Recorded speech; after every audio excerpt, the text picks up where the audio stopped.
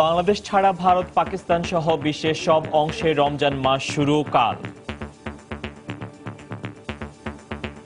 দেশের আকাশে চাঁদ দেখা না যাওয়ায় রোজা শুরু শুক্রবার। চাঁদ দেখা দেওয়ার সংবাদ পাওয়া যায়নি। আগামী 18 মে শুক্রবার থেকে পবিত্র রমজান মাস শুরু হবে। দেখছিলেন প্রধান শিরোনাম। রাত 11টার সময় সঙ্গে আছি আমি ফয়সাল মোর্শেদ এবং আমি সাজিদ রাজু। এবার অন্যান্য শীর্ষ সংবাদ। নতুন অভিভাবক পেল খুলনা নগরী। ফল প্রকাশের পরও প্রধান দুই প্রতিদ্বন্দ্বীর পাল্টাপাল্টি অভিযোগ। ভোটের পরিবেশ নিয়ে পর্যবেক্ষকদের সন্তোষ। হাইকোর্টে বেগম জিয়ার জামিনের 2 মাসেরও বেশি সময় পর আপিল বিভাগে বহাল ঘোষণা। অন্য মামলায় গ্রেফতার থাকায় এখনই মিলছে না মুক্তি। জঙ্গি সন্ত্রাস দক্ষতার সঙ্গে দমন করেছে পুলিশ। সারদায় প্রশিক্ষণ সমাপনী কুচকাওয়াজে প্রধানমন্ত্রী। পেশাগত দায়িত্ব পালনে মানবিক হওয়ার আহ্বান। এবং রাজধানীর বেশিরভাগ এলাকায় গ্যাস ও বিদ্যুৎ সংকট। রমজানে ভোগান্তির আশঙ্কা নগরবাসীর। স্বাভাবিক থাকবে পরিস্থিতি, দাবি কর্তৃপক্ষের।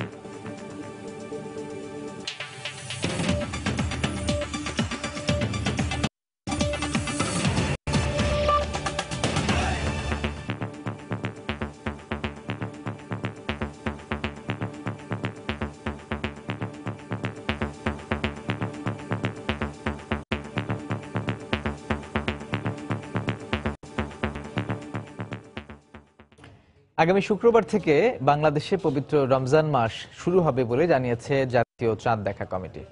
সন্ধ্যায় ইসলামিক ফাউন্ডেশনে কমিটির বৈঠক শেষে সংবাদ সম্মেলনে ধর্মমন্ত্রী অধ্যক্ষ মতিউর রহমান জানান, দেশের আকাশে কোথাও রমজান মাসের চাঁদ দেখা যায়নি।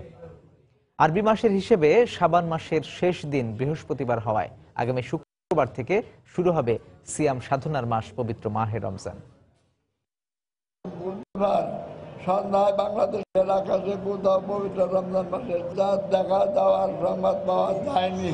এমত অবস্থায় আগামীকাল 17 মে বৃহস্পতিবার পবিত্র শাবান মাস 30 দিন পূর্ণ হবে এবং আগামী 18 মে শুক্রবার থেকে পবিত্র রমজান মাস শুরু হবে। এদিকে বাংলাদেশ ছাড়া বিশ্বের সব অংশে বৃহস্পতিবার থেকে শুরু হচ্ছে রোজা। পাশের দেশ ভারতের পাশাপাশি পাকিস্তান, মালয়েশিয়া ও ইন্দোনেশিয়ার আকাশে পবিত্র রমজান মাসের চাঁদ দেখা গেছে। বুধবার সন্ধ্যায় চাঁদ দেখার পরপরই শুরু হয়েছে প্রথম রোজা রাখার প্রস্তুতি। মসজিদে মসজিদে তারাবির নামাজে অংশ নেন হাজারো ধর্মপ্রাণ মুসল্লি। মালয়েশিয়া, ইন্দোনেশিয়ার পাশাপাশি অস্ট্রেলিয়া ও জাপানেও রোজা শুরু হচ্ছে বৃহস্পতিবার। এদিকে সৌদি আরব, জর্ডান, ইরাক, ইরান সহ মধ্যপ্রাচ্যের দেশগুলোতেও বৃহস্পতিবার থেকে শুরু হচ্ছে পবিত্র মাহে রমজান।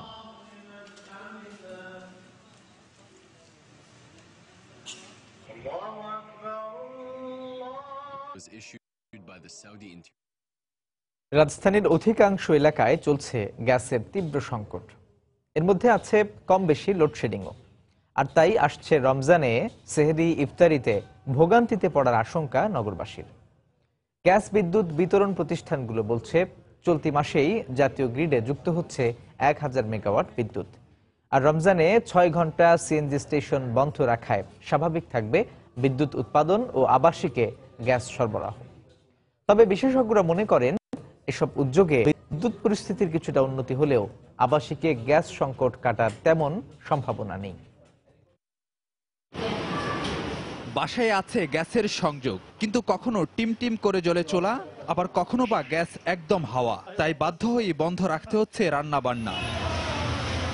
যাত্রাবাড়ি, রামপুরা, মোহাম্মদপুর, মিরপুর কিংবা পুরান ঢাকা, রাজধানীর অধিকাংশ এলাকায় থাকছে না গ্যাসের পর্যাপ্ত সরবরাহ। পাশাপাশি নগরীতে লোডশেডিংও আবার ফিরে এসেছে।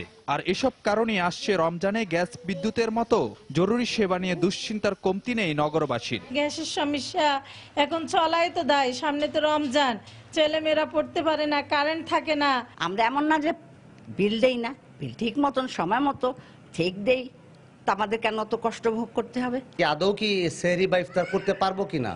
কারণ গ্যাস যদি না থাকে, পানি না থাকে, সে জায়গায় আমার এখানে কোনো মূল্য নাই। গ্যাস যদি না থাকে ইফতারি তো তৈরি করতে পারবে না। যদিও নগরীর সেবাদাতা প্রতিষ্ঠানগুলো বরাবরের মতো রমজান নিয়েও শোনাচ্ছে আশার বাণী। বিদ্যুৎ বিভাগ বলছে পরিস্থিতি স্বাভাবিক রাখতে চলতি মাসেই জাতীয় গ্রিডে যুক্ত হচ্ছে 1000 মেগাওয়াট বিদ্যুৎ। পাশাপাশি বাড়ানো হয়েছে বিতরণ সক্ষমতাও। যে বড় বড় লাইনগুলো যেগুলি খুব লোডেড, এগুলোকে আমরা বিভাজন করেছি, ট্রান্সফরমারগুলোকে আমরা শিফট করেছি এবং ব্যালেন্স করেছি। আশা করি আমাদের রমজানে নিরবচ্ছিন্ন বিদ্যুৎ সরবরাহ করতে কোনো অসুবিধা হবে বলে মনে হয়। অন্যদিকে তিতাস গ্যাস কর্তৃপক্ষের আশ্বাস, দৈনিক 6 ঘন্টা করে সিএনজি স্টেশন বন্ধ রাখার ইতিবাচক প্রভাব পড়বে বিদ্যুৎ উৎপাদন ও বাসাবাড়িতে গ্যাস সরবরাহে। রমজান মাসে আমাদের সিস্টেমটা কিছুটা সহনীয় থাকবে এবং আবাসিক গ্যাসগুলিও আমাদের ইফতারের সময় এবং সেহরির সময় গ্যাসের সমস্যাটা সহনীয় পর্যায়ে থাকবে। তবে জাতীয় গ্রিডে নতুন করে গ্যাস যুক্ত হওয়ার আগ পর্যন্ত আবাসিক গ্রাহকদের সংকট কাটার তেমন সম্ভাবনা দেখছেন না বিশেষজ্ঞরা। বাসাবাড়ি গ্যাসের যে সংকট আছে, যে সংকটের মধ্যে এখন আছে, সেই সংকটজনক অবস্থার কোনো উন্নতি হবে না সিএনজি স্টেশন বন্ধ রাখার কারণে। এখানে বিদ্যুৎ উৎপাদন অবস্থার পরিবর্তন ঘটবে। তবে নতুন বিদ্যুৎ কেন্দ্রগুলো তেল ভিত্তিক হওয়ায় আবারও বিদ্যুতের উৎপাদন ব্যয় বাড়বে বলেও মনে করছেন বিশেষজ্ঞরা। ফারুক ভিয়া, রবিন, সময় সংবাদ, ঢাকা। এবারে খুলনা সিটি কর্পোরেশন নির্বাচন প্রসঙ্গ। খুলনা সিটি কর্পোরেশন নির্বাচন শেষে ফলাফল নিয়ে পাল্টাপাল্টি অবস্থান থেকে সরে আসতে পারেনি নতুন মেয়র ও পরাজিত মেয়র প্রার্থী। নির্বাচনের পরদিন আজ আনুষ্ঠানিক বক্তব্য রাখেন তারা। এ সময় বিএনপি পরাজিত মেয়র প্রার্থী 105টি ভোট কেন্দ্রে ব্যাপক অনিয়মের অভিযোগ তুলে পুনরায় নির্বাচনের দাবি জানান। কিন্তু আওয়ামী লীগের নবনির্বাচিত মেয়র তালুকদার আব্দুল খালেক বলেছেন, সুষ্ঠু নির্বাচনকে প্রশ্নবিদ্ধ করার জন্যই এমন দাবি করছেন বিএনপি প্রার্থী। বুধবার সকাল 10টায় খুলনা নগরীর কেডি ঘোষ রোডের দলীয় কার্যালয়ে নেতাকর্মী ও সমর্থকদের নিয়ে সিটি কর্পোরেশন নির্বাচন বিষয়ে নিজের প্রতিক্রিয়া জানান বিএনপির পরাজিত মেয়র প্রার্থী নজরুল ইসলাম মঞ্জু। অনেক কিছুই আমরা জানতাম না। এ সময় ব্যাপক অনিয়মের পাশাপাশি বর্তমান সরকার ও নির্বাচন কমিশনের অধীনে সুষ্ঠু নির্বাচন সম্ভব নয় বলেও মন্তব্য করেন তিনি। 105টি ভোট কেন্দ্রের ব্যালট পেপার ছিনিয়ে নিয়ে ব্যালট বাক্সে ঢুকে দেওয়া হলো। বাকি 45টি ভোট কেন্দ্রের ভোটার আটকে দিয়ে দলীয় সমর্থক দিয়ে একজনে 20 ভোট 10 ভোট এভাবেই চলতে থাকলো। এই সরকারের অধীনে অবাধ সুষ্ঠু নির্বাচন হয় কিনা, আর এই ইসি অবাধ সুষ্ঠু নির্বাচনের সক্ষমতা রাখে কিনা। সরকারও হেরেছে, ইসিও হেরেছে। এদিকে নগরপিতা নির্বাচন করায় ভোটারদের প্রতি কৃতজ্ঞতা জানিয়ে প্রেস ক্লাবে সংবাদ সম্মেলন করেন নবনির্বাচিত মেয়র আওয়ামী লীগের তালুকদার আব্দুল খালেক। এ সময় পরাজিত হওয়ায় নির্বাচনকে প্রশ্নবিদ্ধ করতেই বিএনপি প্রার্থী অনিয়মের অভিযোগ তুলছেন বলে মন্তব্য করেন নগরীর নতুন মেয়র। 5 বছর সফলভাবে কাজ করার পর আমি কিন্তু সেই নির্বাচনে আমাদের প্রতিপক্ষরা কিন্তু সারাদিন একই কথা বলছে, সুষ্ঠু নির্বাচন হচ্ছে না, বল বলছে। আজকে যে কথাগুলো বলতেছে সেদিনও কিন্তু সেই কথাগুলো বলছে, কিন্তু সেদিন তাদের অনুকূলে রায় দেওয়ার পরে এরপর আর কোনো কথা বলে। অর্থাৎ জয়লাভ করলে সব ঠিক আছে, কিন্তু জয়লাভ না করলে যে নির্বাচন সুন্দর হয় নাই, নির্বাচন বিতর্কিত, সেই কথাগুলো তারা সবসময় বলে, এখনো তারা বলে যাচ্ছে। প্রথমবারের মতো দলীয় প্রতীকে খুলনা সিটি কর্পোরেশন নির্বাচনে নগরপিতা হওয়ার লড়াইয়ে প্রতিদ্বন্দ্বিতা করেন 5 জন প্রার্থী। নগরীর 31টি ওয়ার্ডের কাউন্সিলর পদে আওয়ামী লীগ 13টি, বিএনপি 10টি এবং 7টিতে স্বতন্ত্র প্রার্থী জয়লাভ করেন। এছাড়া সংরক্ষিত নারী কাউন্সিলর পদে 7টিতে আওয়ামী লীগ ও 3টিতে স্বতন্ত্র প্রার্থী জয়লাভ করলেও বিএনপির কোনো নারী কাউন্সিলর জয়লাভ করেননি। সময় সংবাদ, খুলনা। এদিকে খুলনা সিটি কর্পোরেশন নির্বাচনে সুষ্ঠু ভোট হলে বিএনপি লক্ষাধিক ভোটের ব্যবধানে জিতত বলে দাবি করেছেন দলটির মহাসচিব মির্জা ফখরুল ইসলাম আলমগীর। সন্ধ্যায় রাজধানীর গুলশানে দলীয় সভানেত্রীর কার্যালয়ে গণমাধ্যমের কাছে তিনি এই দাবি করেন। ঈদের আগেই বিএনপি চেয়ারপারসন বেগম খালেদা জিয়া কারাগার থেকে মুক্তি পাবেন বলেও আশা প্রকাশ করেন তিনি। ম্যাডামের উপরে যে আপনার অত্যাচার নির্যাতনটা হচ্ছে, এটা তো বোঝা যাচ্ছে কালকে প্রধানমন্ত্রীর বক্তব্য থেকেই যে ইটস এ ভেঞ্জেন্স, একটা প্রতিহিংসার ব্যাপার এসে গেছে। উনি যেভাবে বক্তব্যগুলো রেখেছেন তাতে হচ্ছে সেই জন্যই বেগম জিয়াকে আজকে আপনার ভিক্টিমাইজ করা হচ্ছে। আমরা মনে করি ঈদের আগেই অবশ্যই ম্যাডাম কারাগার থেকে বেরিয়ে আসবেন, এটা আমাদের বিশ্বাস। এই সরকারের অধীনে কোনো নির্বাচন আর সুষ্ঠু হতে পারবে না, নিরপেক্ষ হতে পারবে না, এটা প্রমাণ হয়ে গেছে খুলনার নির্বাচন। আসলে নির্বাচন যদি হতো সঠিক, আমরা কোনো লক্ষাধিক ভোটের ব্যবধানে জয়লাভ করতাম। আওয়ামী লীগের সাধারণ সম্পাদক ওবায়দুল কাদের বলেছেন, আগামী জাতীয় নির্বাচনে বিএনপি শেখ হাসিনা মুক্ত নির্বাচন চায়, কারণ তারা আওয়ামী লীগকে নয়, ভয় পায় প্রধানমন্ত্রী শেখ হাসিনাকে। বিকেলে রাজধানীর ইঞ্জিনিয়ারিং ইনস্টিটিউটে স্বেচ্ছাসেবক লীগের শেখ হাসিনার স্বদেশ প্রত্যাবর্তন দিবস উপলক্ষে এক সভায় এ মন্তব্য করেন তিনি। বিএনপি এখন অস্তিত্ব সংকটে পড়েছে বলেও দাবি করেন ওবায়দুল কাদের। বিএনপি তার দোসররা আওয়ামী লীগকে ভয় পায় না, তারা ভয় পায় শেখ হাসিনাকে। সেজন্যই মনে মনে হাসিনা মুক্ত বাংলাদেশ চায়। এখন এই মুহূর্তে শেখ হাসিনার উন্নয়ন অর্জনে অপ্রতিরোধ্য যে অগ্রযাত্রা, এই অগ্রযাত্রায় বিএনপির মতো বিরোধী দল সংকুচিত হয়ে তাদের অস্তিত্বের সংকট দেখা দিয়েছে। খুলনা সিটি কর্পোরেশন নির্বাচনে 32% কেন্দ্রে কম বেশি সহিংসতা হলেও ব্যাপকতা কম হওয়ায় তা ভোটের ফলাফলে কোনো প্রভাব ফেলতে পারেনি বলে জানিয়েছে ইলেকশন ওয়ার্কিং গ্রুপ। দুপুরে জাতীয় প্রেস ক্লাবে এক সংবাদ সম্মেলনে নির্বাচন সম্পর্কিত বিভিন্ন তথ্য তুলে ধরে প্রতিষ্ঠানটি। তারা জানায়, প্রায় 89% কেন্দ্রেই বিএনপির পোলিং এজেন্ট উপস্থিত ছিলেন। এছাড়া তাদের হিসেবে নির্বাচনে ভোট প্রদানের হার 65%।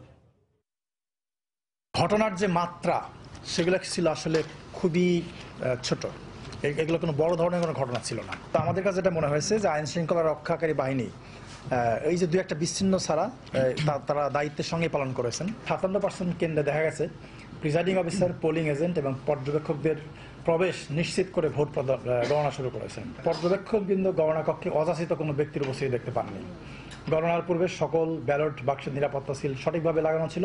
কিছু বিচ্ছিন্ন ঘটনা বাদে, কিছু অনিয়মের ঘটনা বাদে মোটা দাগে নির্বাচন শান্তিপূর্ণভাবে সংগঠিত হয়েছে এবং আরও ভালো নির্বাচন যাতে অনুষ্ঠিত হয় সে ব্যাপারে আমরা নির্বাচন কমিশনকে এই বিষয়গুলো কগনিজেন্সে নেওয়ার জন্য আহ্বান জানাবো। এদিকে বাংলাদেশে নিযুক্ত মার্কিন রাষ্ট্রদূত মার্শা ব্লুমবার্নেকাট বলেছেন, সব দলের অংশগ্রহণে খুলনা সিটি কর্পোরেশন নির্বাচন খুবই প্রশংসনীয়, কিন্তু অনিয়ম ও ভয়ভীতি নিয়ে কোনো অভিযোগ থাকলে তা দুঃখজনক বলেও মন্তব্য করেন তিনি। দুপুরে পররাষ্ট্র মন্ত্রণালয়ে পররাষ্ট্র সচিবের সঙ্গে এক বৈঠক শেষে সাংবাদিকদের প্রশ্নের জবাবে মার্কিন রাষ্ট্রদূত এ কথা বলেন।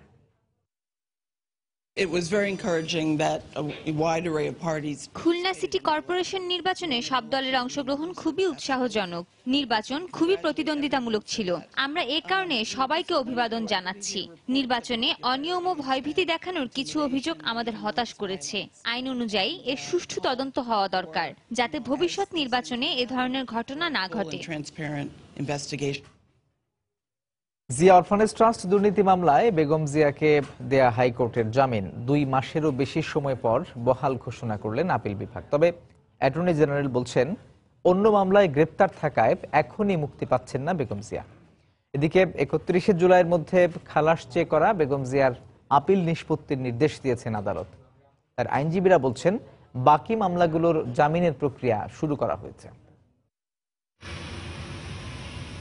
জিয়া অরফানেজ ট্রাস্ট দুর্নীতি মামলায় হাইকোর্ট থেকে জামিন পেলেও দুদক ও রাষ্ট্রপক্ষের আবেদনে সর্বোচ্চ আদালতে আটকে যায় বেগম জিয়ার জামিন।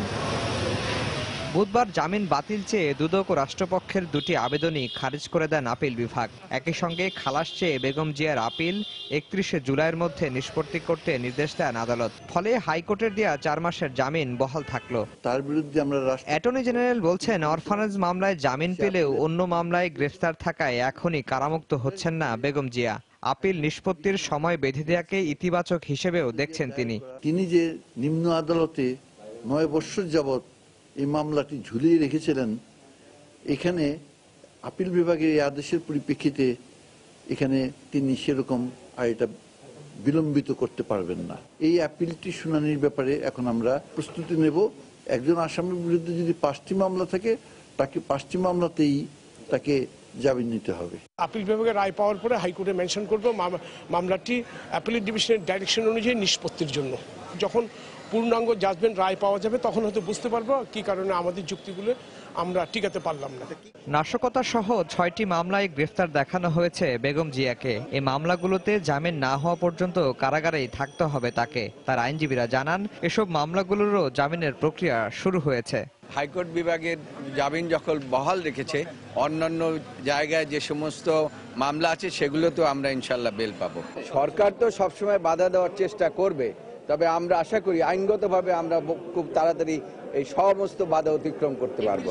জিয়া অরফানেজ ট্রাস্ট দুর্নীতি মামলায় গত 8 ফেব্রুয়ারি বেগম জিয়াকে 5 বছরের কারাদণ্ড দেন বিচারিক আদালত। এরপর থেকেই কারাগারে আছেন বেগম জিয়া। কারাগারে থাকার 3 মাস 8 দিনের মাথায় হাইকোর্টের জামিন আপিল বিভাগে বহাল থাকলো বিএনপি চেয়ারপারসন বেগম খালেদা জিয়ার। তার আইনজীবীরা বলছেন, অন্য বেশ কয়েকটি মামলায় তিনি গ্রেফতার থাকায় সেই মামলাগুলোতেও জামিন নিতে হবে বিএনপি চেয়ারপারসনকে। ফলে তার মুক্তি প্রক্রিয়া আরও কিছুটা বিলম্বিত হবে। সুপ্রিম কোর্ট থেকে আফজাল হোসেন, সময় সংবাদ, ঢাকা। রাত 11টার সময় আরো থাকছে। রাজধানীর গোড়ান আদর্শ বিদ্যালয় থেকে 10,000 সরকারি বই জব্দ। প্রধান শিক্ষককে 3 মাসের কারাদণ্ডাদেশ র্যাবের ভ্রাম্যমাণ আদালতের।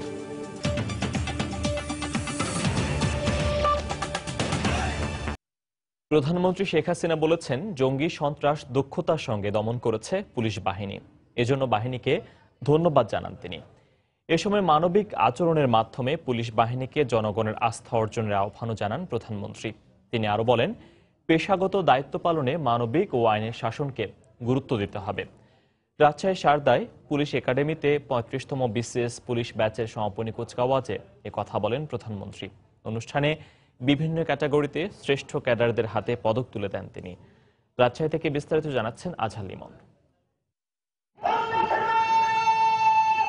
35তম বিসিএস পুলিশ অফিসারদের প্রশিক্ষণ সমাপনী, তাই শতবর্ষী শারদা পুলিশ একাডেমিতে এ আয়োজন।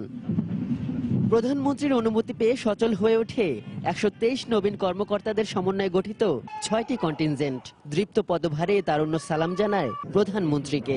অভিবাদন মঞ্চ থেকে মনোজ্ঞ কুচকাওয়াজ উপভোগ করেন সরকার প্রধান। প্রধানমন্ত্রী তার বক্তৃতায় সন্ত্রাস ও জঙ্গিবাদ দমনে পুলিশের ভূমিকার প্রশংসা করেন। বলেন, জনসংখ্যার ঘনত্বের কথা মাথায় রেখে এ বাহিনীর পরিধি বাড়াতে সচেতন তার সরকার। জঙ্গিবাদ সন্ত্রাসবাদ আমাদের দেশেও শুরু হয়েছিল, কিন্তু আমাদের পুলিশ বাহিনী অত্যন্ত দক্ষতার সাথে এই জঙ্গিবাদ সন্ত্রাসবাদ নিয়ন্ত্রণ করতে সক্ষম হয়েছে।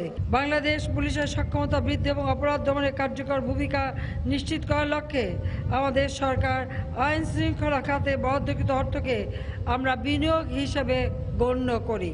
পুলিশের জন্য স্টাফ কলেজ প্রতিষ্ঠা করেছি, আমরা টিফিন ভাতা প্রবর্তন করেছি, ঝুঁকি ভাতা প্রবর্তন করেছি, বাজেট বৃদ্ধি করেছি এবং 2014 সালে বাংলাদেশ পুলিশে 50,000 জনবল সৃজনের আমরা পদক্ষেপ নেই, কারণ আমাদের জনসংখ্যা বেড়েছে। সরকার প্রধান বলেন, সরকারের পরিকল্পিত পদক্ষেপে প্রযুক্তি আর উদ্ভাবনে এগিয়ে যাচ্ছে দেশ। এসব সুবিধা গ্রহণ করে মানুষের প্রত্যাশিত সেবা প্রদান করতে পুলিশ সদস্যদের দক্ষতা অর্জনের আহ্বান জানান তিনি।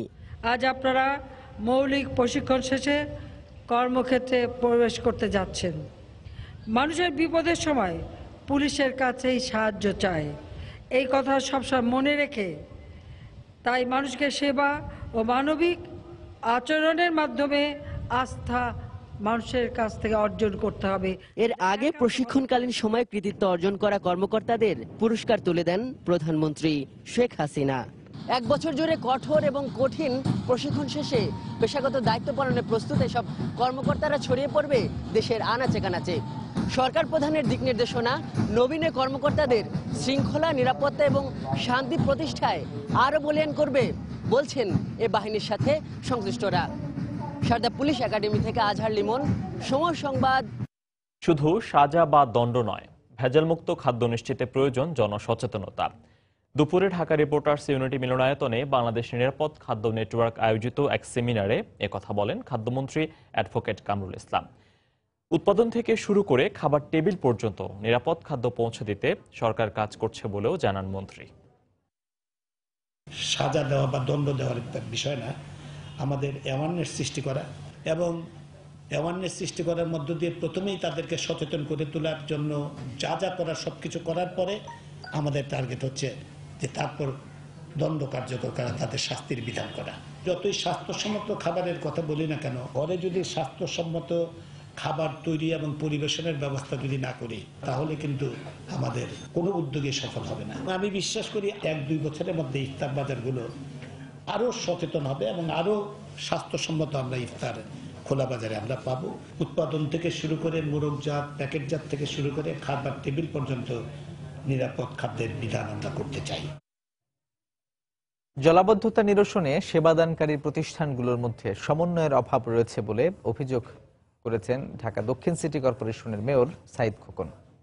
মেয়রের দায়িত্ব গ্রহণের 3 বছর পূর্তি উপলক্ষে দুপুরে নগর ভবনে সংবাদ সম্মেলনে এই অভিযোগ করেন তিনি। আসন্ন বর্ষায় দক্ষিণের জলাবদ্ধতা নিরসন ও মশা নিধনে সিটি কর্পোরেশনের নানা উদ্যোগ তুলে ধরেন নগরপিতা। বর্ষাজনিত পানি নিষ্কাশনের মূল দায়িত্ব ঢাকা ওয়াসা পালন করে থাকে।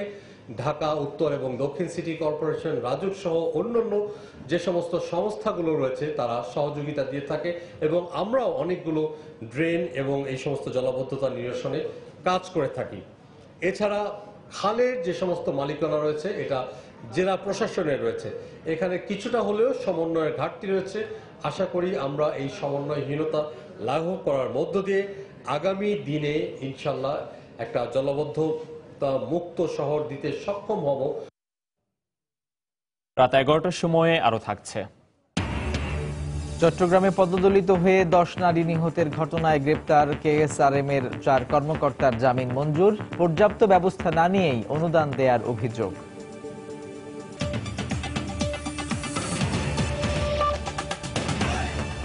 রাজধানীর গোরান আদর্শ বিদ্যালয় থেকে অন্তত 10,000 সরকারি বই জব্দ করেছেন র্যাবের ভ্রাম্যমাণ আদালত। এই ঘটনায় জড়িত থাকায় বিদ্যালয়ের প্রধান শিক্ষককে 3 মাসের বিনাশ্রম কারাদণ্ড দেওয়া হয়েছে। গোপন সংবাদের ভিত্তিতে দুপুরে খিলগাঁওয়ে অভিযানে নামেন র্যাপিড অ্যাকশন ব্যাটালিয়ন, র্যাব 3-এর সমন্বয়ে ভ্রাম্যমাণ আদালত। এ সময় গোরান আদর্শ বিদ্যালয়ে বিপুল পরিমাণ সরকারি বই জমা করা অবস্থায় উদ্ধার করে র্যাব। এই বই অবৈধভাবে বাজারে বিক্রি করার চেষ্টায় ওই বিদ্যালয়ের প্রধান শিক্ষক আবুল হোসেন মিলনের জড়িত থাকার প্রমাণ পাওয়া যায়।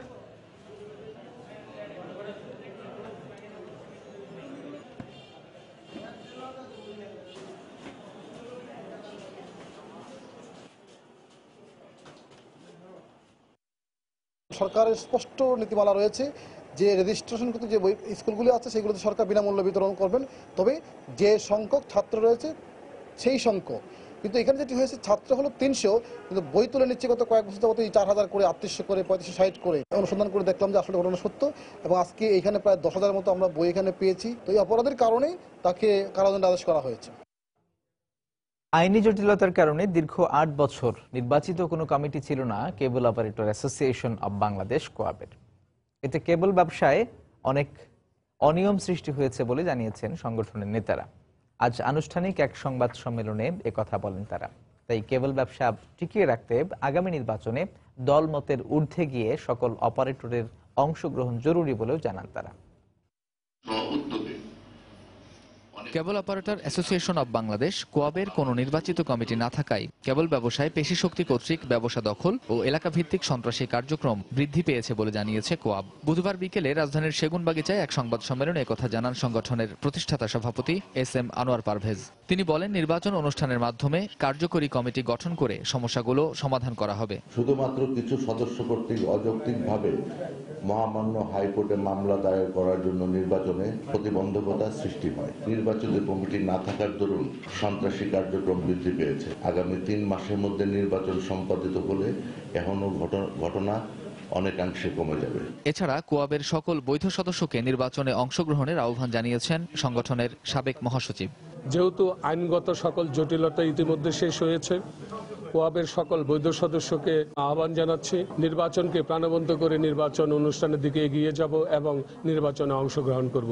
2010 সালে কোয়াবের কিছু সদস্য হাইকোর্টে মামলা করায় দীর্ঘ 8 বছর নির্বাচিত কোনো কার্যনির্বাহী পরিষদ ছিল না। এবছর এপ্রিলে মামলা নিষ্পত্তি হলে চলতি মাসের 13 তারিখ থেকে পরবর্তী 90 দিনের মধ্যে নির্বাচন অনুষ্ঠানের নির্দেশ দেন আদালত। কামরুজ্জামান মামুন, সময় সংবাদ, ঢাকা। রাত 11টার সময় পর্যায়ে শীর্ষ সংবাদ জানিয়ে দিচ্ছি আরেকবার।